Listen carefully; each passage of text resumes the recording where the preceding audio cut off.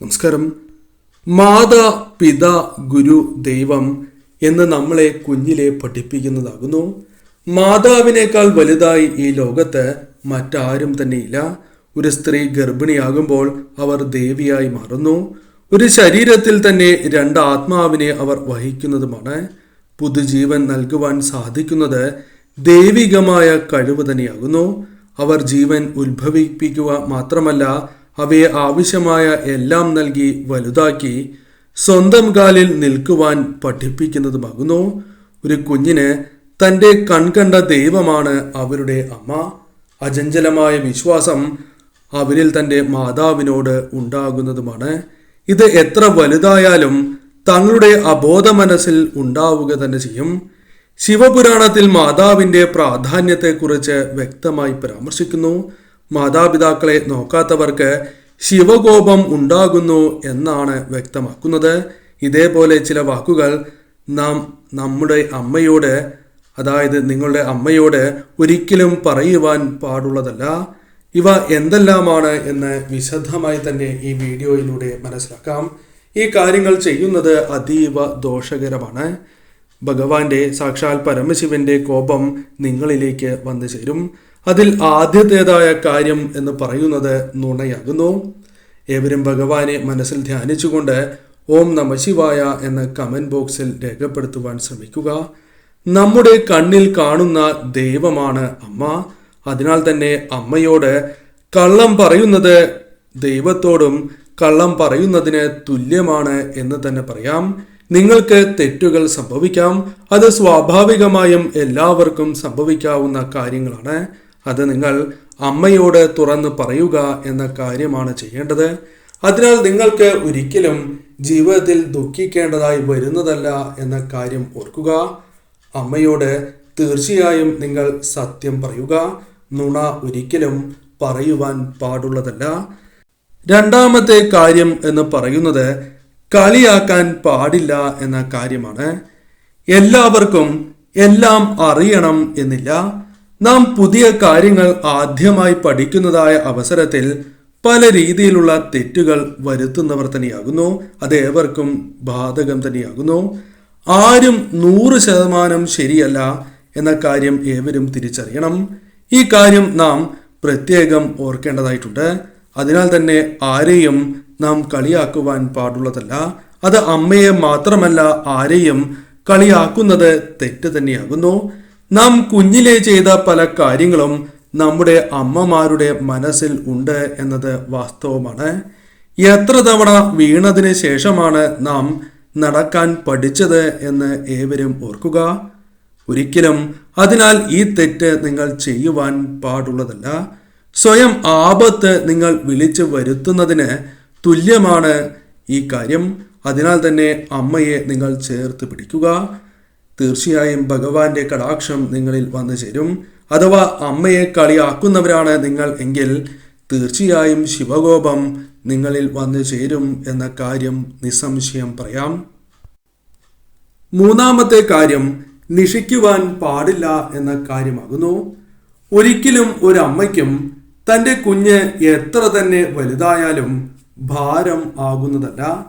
എന്തെല്ലാം തെറ്റുകൾ നിങ്ങൾ ചെയ്താലും അവ ക്ഷമിച്ച് നമ്മളോടൊപ്പം ഒരു ശക്തിയായി തന്നെ അമ്മ ഉണ്ടാവുന്നതാണ്. ഈ കാരണത്താൽ നാം എത്ര തന്നെ വലുതായാലും അമ്മയെ നിഷിക്കാതിരിക്കുക എന്ന കാര്യമാണ് നിങ്ങൾ ചെയ്യേണ്ടത്. ഇപ്രകാരം നിങ്ങൾ ചെയ്തിട്ടുണ്ട് എങ്കിൽ അത് പരമശിവൻ ഒരിക്കലും പൊറുക്കുന്നതല്ല. സാക്ഷാൽ ദൈവത്തെ നിഷിക്കുന്നതിന് തുല്യമാണ് അമ്മമാരെ നിഷിക്കുന്നത്. അതിനാൽ നിങ്ങൾ ഒരിക്കലും ഈ ദോഷകരമായ കാര്യം ചെയ്യുവാൻ പാടുള്ളതല്ല. അത് നിങ്ങൾക്ക് ദോഷം മാത്രമേ നൽകൂ എന്ന കാര്യവും ഓർക്കുക. നാലാമത്തെ കാര്യം എന്ന് പറയുന്നത് ദേഷ്യമാണ്. ഒരു വ്യക്തിക്ക് പല അവസരങ്ങളിലും ദേഷ്യം വരും. നിയന്ത്രിക്കുവാൻ ചില അവസരങ്ങളിൽ സാധിക്കണം എന്നില്ല. അതിനാൽ സമയത്ത് ദേഷ്യം വരുന്നതായ ആ സമയത്ത് പല കാര്യങ്ങളും വിളിച്ചു പറയും. വായിൽ വരുന്നതെല്ലാം തന്നെ ചിലർ വിളിച്ചു പറയും. ഇത്തരത്തിൽ സംഭവിക്കുന്നതിലൂടെ ഒരു വ്യക്തിക്ക് പല നഷ്ടങ്ങളും സംഭവിക്കും. അവരുടെ ബന്ധങ്ങൾ നഷ്ടമാകാം. ബന്ധങ്ങളിൽ ഉലച്ചിൽ സംഭവിക്കാം. വന്നു ചേരേണ്ട സൗഭാഗ്യങ്ങൾ തട്ടിത്തെറിച്ചു പോകും. അത്തരത്തിൽ വളരെ ദോഷകരമായ കാര്യം, ഒരു വ്യക്തിയെ നശിപ്പിക്കുന്നതായ ഒരു കാര്യം തന്നെയാണ് ദേഷ്യം. അതിനാൽ തന്നെ അമ്മയോടും ഇത്തരത്തിൽ നിങ്ങൾ ചെയ്യുവാൻ പാടില്ല എന്ന കാര്യം ഓർക്കുക. ദേഷ്യം വരുന്നതായ സന്ദർഭം ജീവിതത്തിൽ ഉണ്ടാകാം. എന്നാൽ അമ്മയോട് ദേഷ്യപ്പെടുന്നത് വലിയ പാപമാണ് അഥവാ വലിയ തെറ്റ് തന്നെയാണ് എന്ന് നിങ്ങൾ ഓരോരുത്തരും മനസ്സിലാക്കേണ്ടതായിട്ടുണ്ട്. അതിനാൽ ജീവിതത്തിൽ തന്നെ പെട്ടെന്ന് നിങ്ങൾക്ക് നഷ്ടങ്ങൾ സംഭവിക്കും. നിങ്ങൾ ഒരിക്കലും അതിനാൽ നിങ്ങൾ ആരാണ് എന്നോർത്ത് അഹങ്കരിക്കുവാൻ പാടുള്ളതല്ല. നിങ്ങൾ ഒരിക്കലും ഈ കാരണങ്ങൾ കൊണ്ടും അമ്മയെ ദേഷ്യപ്പെടുവാനോ അല്ലെങ്കിൽ അവരെ വില കുറച്ച് കാണുവാനോ പാടുള്ളതല്ല.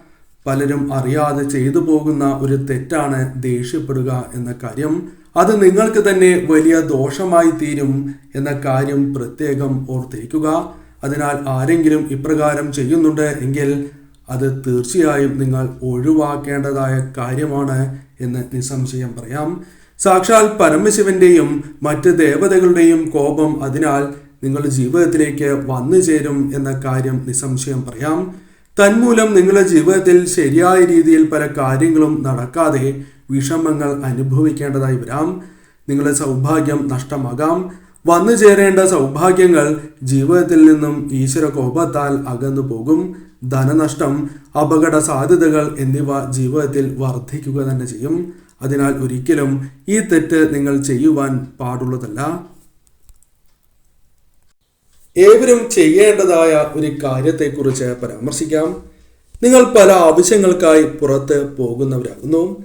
ഇത്തരത്തിൽ പോകുന്നതായ അവസരത്തിൽ തീർച്ചയായും നിങ്ങളുടെ മാതാപിതാക്കളുടെ അനുഗ്രഹം വാങ്ങിയതിന് ശേഷം പുറത്തേക്ക് ഇറങ്ങുക, അല്ലെങ്കിൽ ആ കാര്യത്തിനായി ഇറങ്ങിത്തിരിക്കുക എന്ന കാര്യം ഓർക്കേണ്ടതായിട്ടുണ്ട്. ഇങ്ങനെ ചെയ്യുകയാണ് എങ്കിൽ അത് നിങ്ങളുടെ ജീവിതത്തിൽ ഏറ്റവും ശുഭകരമായ ഫലങ്ങൾ കൊണ്ടുവരും. സാക്ഷാൽ ഈശ്വരന്റെ കടാക്ഷവും നിങ്ങളിൽ വന്നു ചേരും. അമ്മയുടെയും അച്ഛന്റെയും അഥവാ മാതാപിതാക്കളുടെ അനുഗ്രഹം ഒരു വ്യക്തി വാങ്ങുകയാണ് എങ്കിൽ ആ വ്യക്തിയുടെ ജീവിതത്തിലേക്ക് പല വിധത്തിലുള്ള നേട്ടങ്ങൾ വന്നു ചേരും. അപകടങ്ങൾ പോലും ഒഴിഞ്ഞു പോകും എന്ന കാര്യം ഓർക്കേണ്ടതായിട്ടുണ്ട്. അതിനാൽ ഏതൊരു കാര്യത്തിന് ഇറങ്ങിത്തിരിക്കുന്നതിന് മുൻപ് അമ്മയുടെയും അച്ഛന്റെയും അനുഗ്രഹം വാങ്ങി മുന്നോട്ട് പോകുന്നതാണ് ഏറ്റവും ശുഭകരം.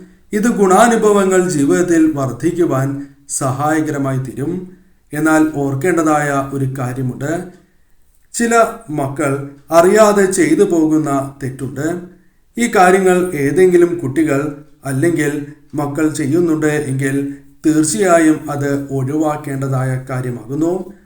ചില മക്കൾ അമ്മയെയും അച്ഛനെയും താഴ്ത്തി കെട്ടുന്ന രീതിയിൽ സംസാരിക്കുന്നതാണ്. ഇത് നിങ്ങൾക്ക് ഭൂഷണമല്ല എന്ന കാര്യം ഓർക്കുക. അത് നിങ്ങളുടെ ജീവിതത്തിൽ പിതൃദോഷം വന്നു ചേരുന്നതിനും ദോഷകരമായ ഫലങ്ങൾ വിളിച്ചു വരുത്തുന്നതിനും തുല്യമാണ്.